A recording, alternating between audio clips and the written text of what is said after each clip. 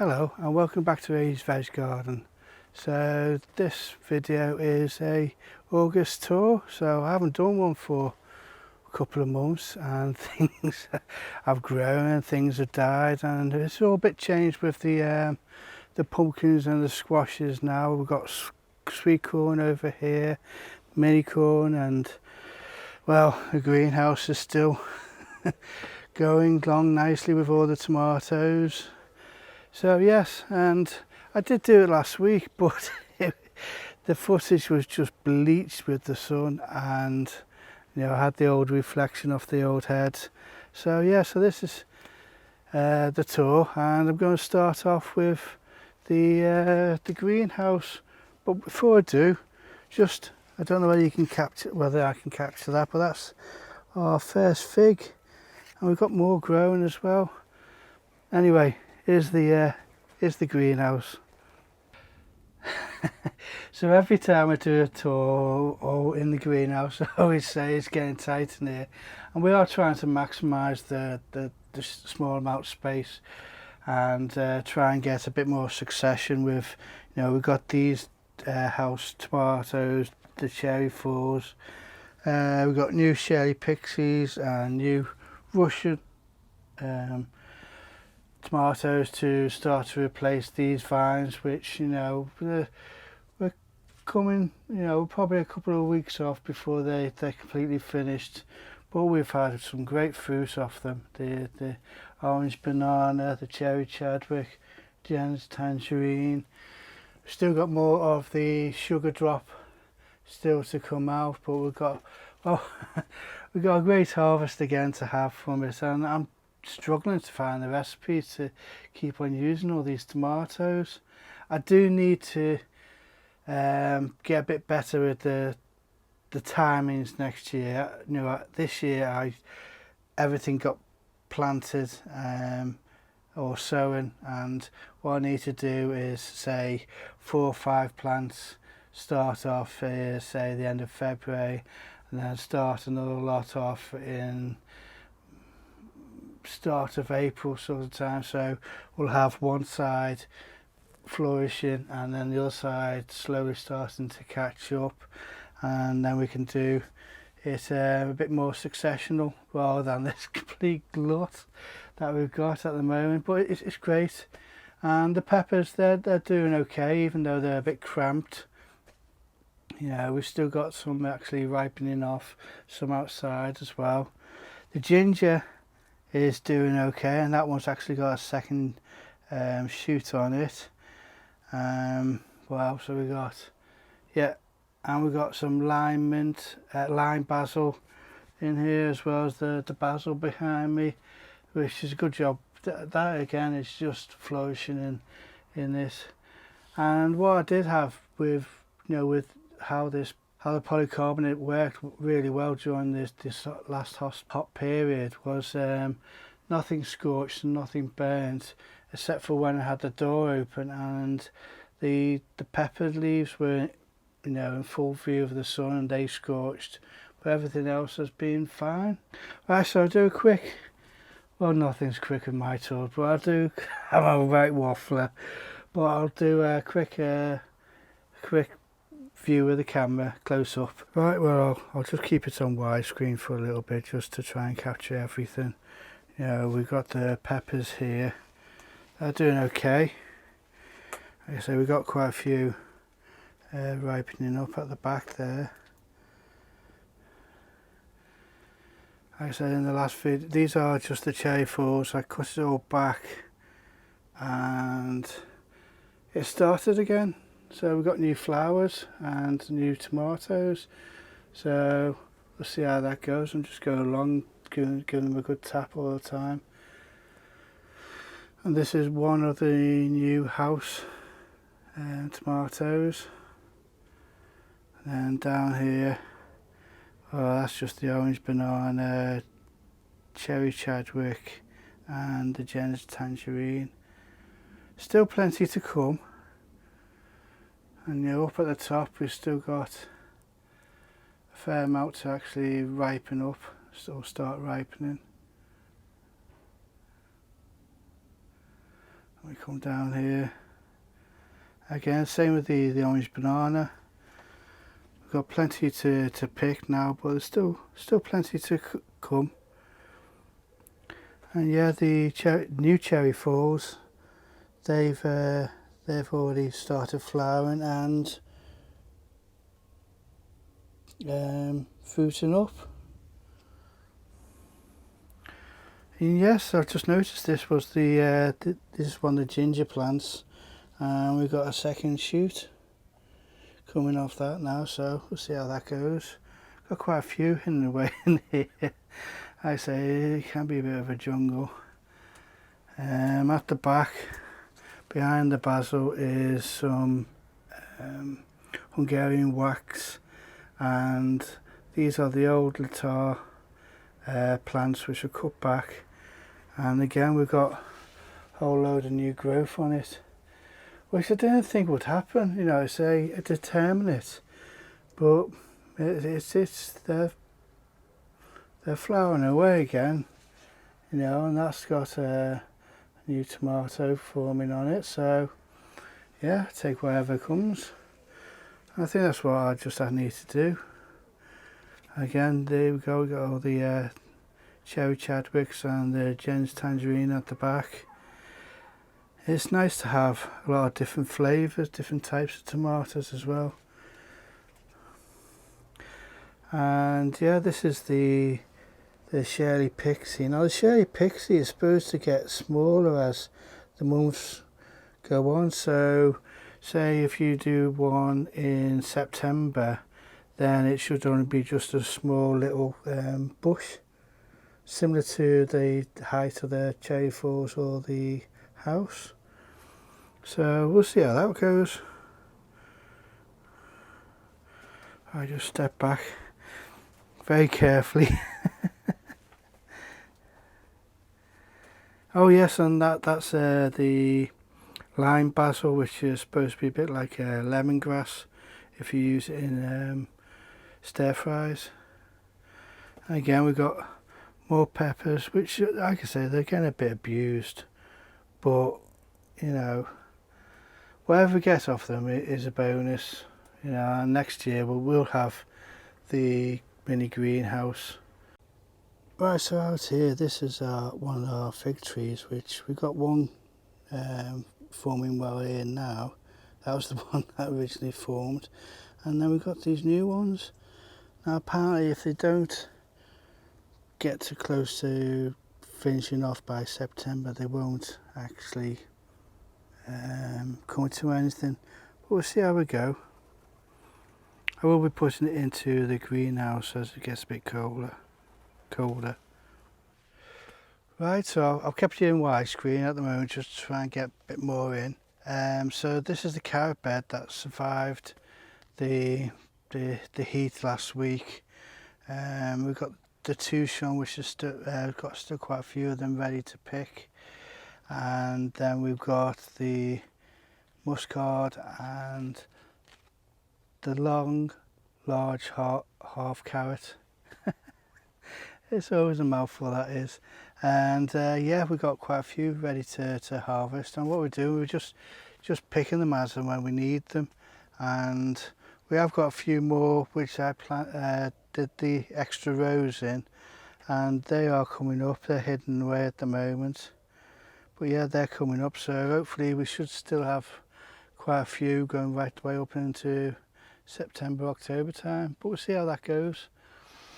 And these are the Russian tomatoes, which again I need to take another harvest of these. I don't know whether this will be the last flush of tomatoes or whether they'll keep on growing. There seems to be a few more forming. I had to build this frame just to try and take the weight, because they were just splitting the stems, and I've tidied them all up just to make sure they got good airflow in there. And yeah, we'll see how that goes. I've always got, you know, I may have to use this frame in the greenhouse once the next lot of the Russian tomatoes are growing in the greenhouse. once they've replaced the vines. And then we've got the lark sweetcorn. This is in 11 litre square pots, and at the moment I haven't got any problems with it, except for I don't know whether these tassels are out too early, because we're only just starting getting some of the sweet corn and the silks coming out. I'm not sure. I mean, I've never grown sweet corn, but most of this stuff I've never grown, so I'm just learning as I go. And if I make mistakes, I make mistakes. I am going around collecting some of the pollen and just seeing if I can pollinate some of the silks myself. And I've seen somebody do it by hand with a paper and then blowing the pollen onto the silks. So we've got a few of the corn coming up with the silks visible at the moment, but not that many, so they seem to be out of sync a little bit, but we'll see how that goes. And then we've got the mini pop, which I've not got any corn showing just yet, but I don't think it's going to be long before they pop out, so we'll see how that goes as well. Right, before I forget, this is the size of the rhubarb now at the moment, and the ones with the dead leaves, I think I'll take these off and we'll have a little harvest of the rhubarb. I know you're not supposed to take any in the first year, but it's quite a size now, so, and with them dying off, I think we'll give that a go.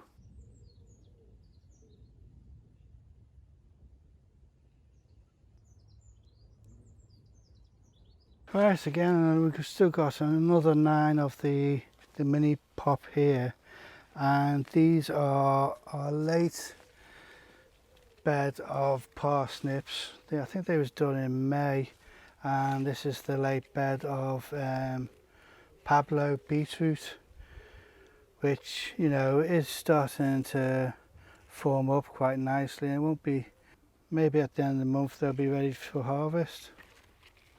And then we got another lot of the parsnips. So hopefully these will be our late parsnips, which they are forming quite nicely. Right, and these are the Shirley Pixie which we've done for outdoors, and these are the ratty seed potatoes which we're reusing. We'll see if they come up. Nothing's come up yet, but they did chit. So yeah, these Shirley Pixie, we've still got to try one of these. We haven't had them yet, and yeah, I've kept them in the buckets just so there's a little bit of a water reservoir for this heat.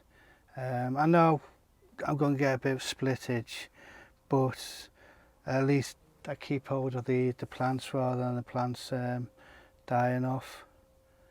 So yeah, hopefully this all works well, and so hopefully we get a decent harvest when the vines are just coming to an end, and we can be harvesting these at that time. Then there's plenty of fruit on them, and so yeah, we just got to see how we go.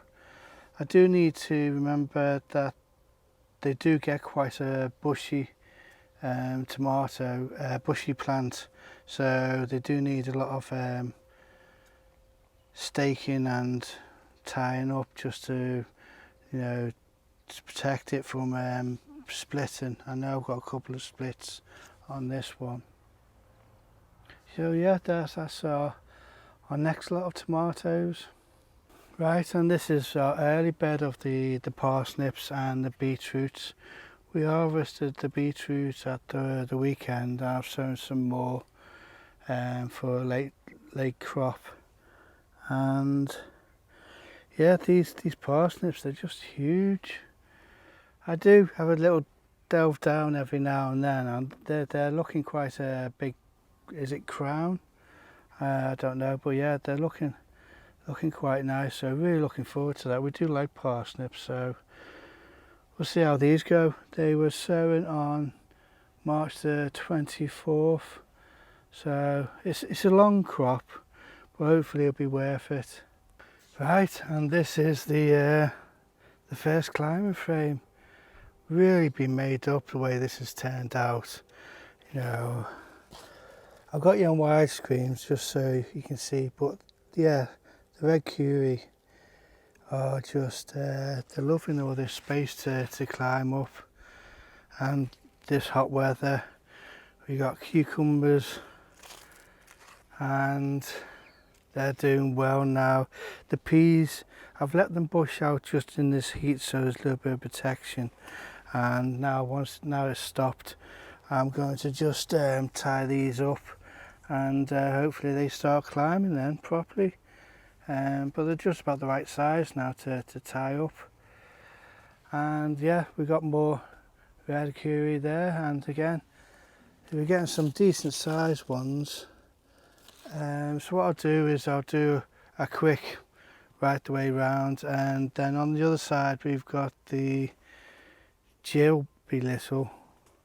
I keep on wanting to call it Jack Belittle, but apparently it's Jill Belittle, this type. And they're just absolutely flying. We should only get 7 or 8 per plant, and we've already got that already, and there's still got plenty to climb up.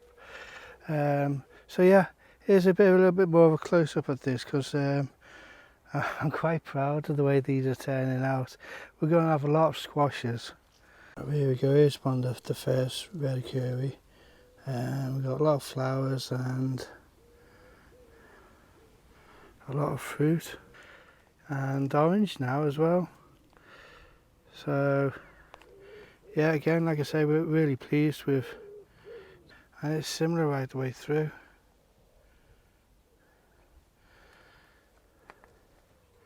And as I come round,